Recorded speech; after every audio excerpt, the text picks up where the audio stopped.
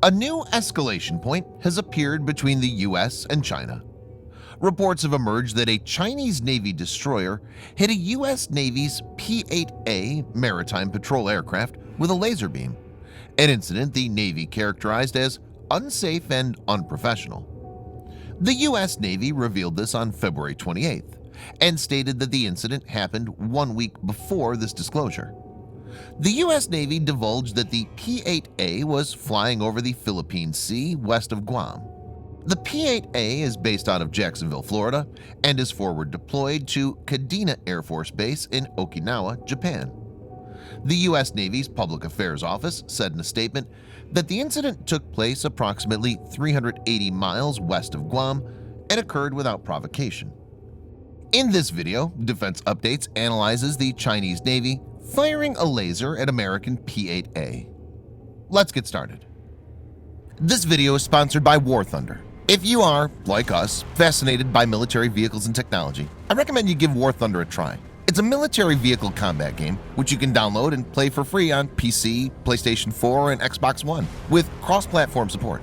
It has a huge variety of more than 1,200 playable aircraft, tanks, helicopters, and ships from the 1930s to the 1990s, which you can take to battle on land, in the air, and at sea on more than 80 theaters of war. War Thunder's been kind enough to offer all Defense Updates viewers a special bonus, which will grant you a free premium tank, aircraft, or ship and 3 days of premium account time for registering using our link in the description below. So take the plunge and join more than 20 million players from around the world.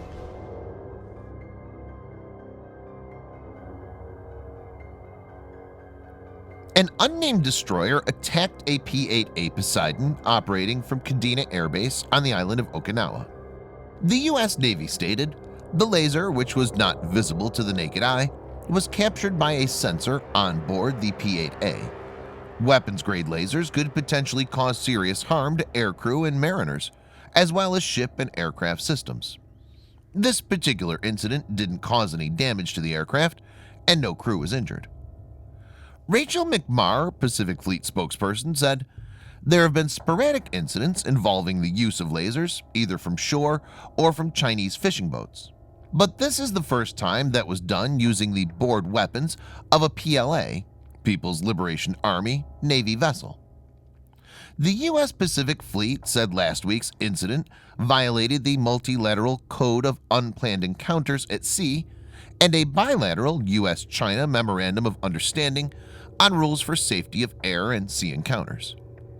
According to the Pentagon, there have been more than 20 laser-related incidents involving China and U.S. forces since 2017, taking place in the Pacific as well as in Africa. Viewers may note that according to the U.S. Department of Defense, in April 2018, personnel at a Chinese military base in Djibouti fired lasers at a U.S. C-130 Hercules, causing minor injuries.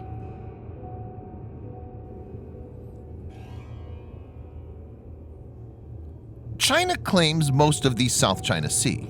It said that it has indisputable sovereignty over the area. Vietnam, the Philippines, Malaysia, Brunei, and Taiwan have disputed these claims. The route is significant, as about $5 trillion in trade through shipping passes each year. Countries like the U.S., Japan, UK, and India have no claims in the area and want freedom of navigation as per international maritime laws. China has tried imposing a unilateral decision, as per which all ships and aircraft navigating in the area need to identify itself to the Chinese military. Chinese Navy has heckled vessels of smaller nations like Vietnam several times in the last couple of years. U.S. military regularly conducts freedom of navigation exercises to challenge the Chinese claims. Not only this, China has built up military infrastructure in the islands, which include reinforced aircraft hangars at different parts of the disputed territories. Also, YJ-12 anti-ship missiles and HQ-9 surface-to-air missiles have been deployed.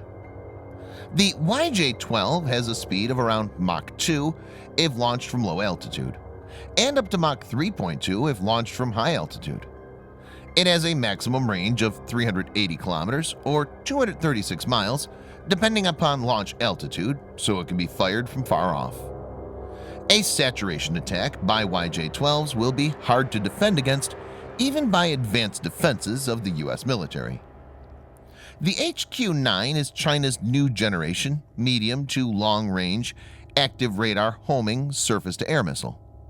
The missile has a total mass of almost 2 tons and a length of 6.8 meters. The missile is equipped with a 180-kilogram warhead, has a maximum speed of Mach 4.2, and has a maximum range of 200 kilometers or 124 miles. The system could target aircraft, drones, and cruise missiles, potentially making it dangerous for the U.S. Air Force to enter the airspace protected by it.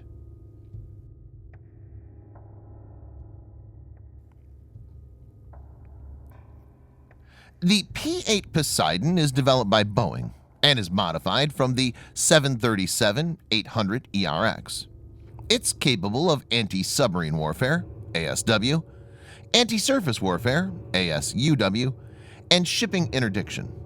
It also has early warning self-protection (EWSP) ability.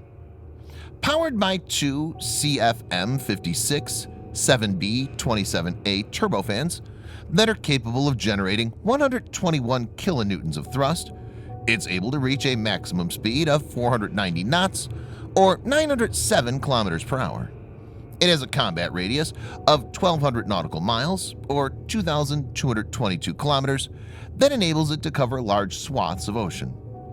The P-8 is equipped with radar, optical, and sonar sensors to detect submarines and surface ships. The P-8 features the Raytheon APY-10 multi-mission surface search radar. AN/APY-10 mechanically scanned radar is a development of Raytheon's AN/APS-149 radar. Compared to the predecessors, it's smaller in size, lighter, and uses less power. The radar is optimized for maritime, littoral, and overland surveillance. The AN/APY-10 is able to provide high-resolution radar images, enabling P-8 to identify warships from long distances. P-8 is also able to drop and monitor sonobuoys, which are basically expendable sonar systems. P-8A is the American variant, and the U.S. has received delivery of more than 90 of these, with approximately an additional 30 on order. P-8 has 5 internal and 6 external stations for weapons, and currently deploy AGM-84HK Slammer, AGM-84 Harpoon, Mark 54 torpedo, unguided missiles, mines, and smart as well as freefall bombs. There is a plan to arm the P-8As with long-range anti-ship missile, or LRASM, so that the aircraft has better anti-ship weapon when compared to aging Harpoon.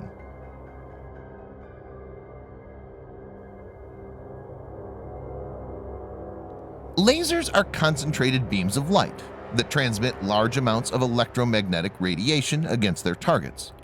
The power of a laser is generally stated in kilowatts. The general idea of laser beam weaponry is to hit a target with a train of brief pulses of light. The rapid evaporation and expansion of the surface cause shock waves that damage the target. The sufficiently powerful laser could fry the electric sensors and communication modules and cause damage to human eyes too. Countries like China and the U.S. are putting a lot of effort to develop laser weapons. The U.S. Navy has even deployed an operational laser dazzler in one of its active Arleigh Burke-class destroyers, USS Dewey. To know more on that, check the video on the above card.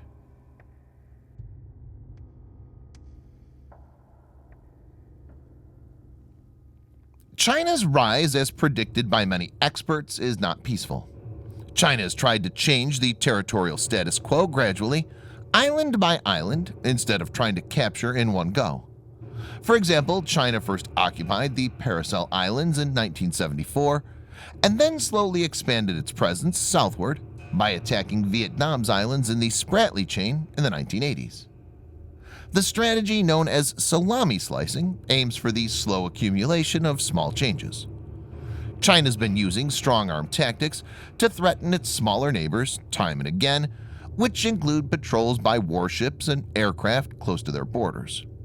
This laser attack on the U.S. Navy's P-8A seems to be part of a larger game. The idea is to probe the American response, as well as validate the technical effectiveness of the weapon. These coercive behaviors are designed to intimidate the U.S. military at a time when the U.S. is moving its focus to the Asia-Pacific region. Thanks for watching. Subscribe for more videos like this. Hit the like button if you find the video interesting, and kindly provide your feedback in the comment section. This will help us improve.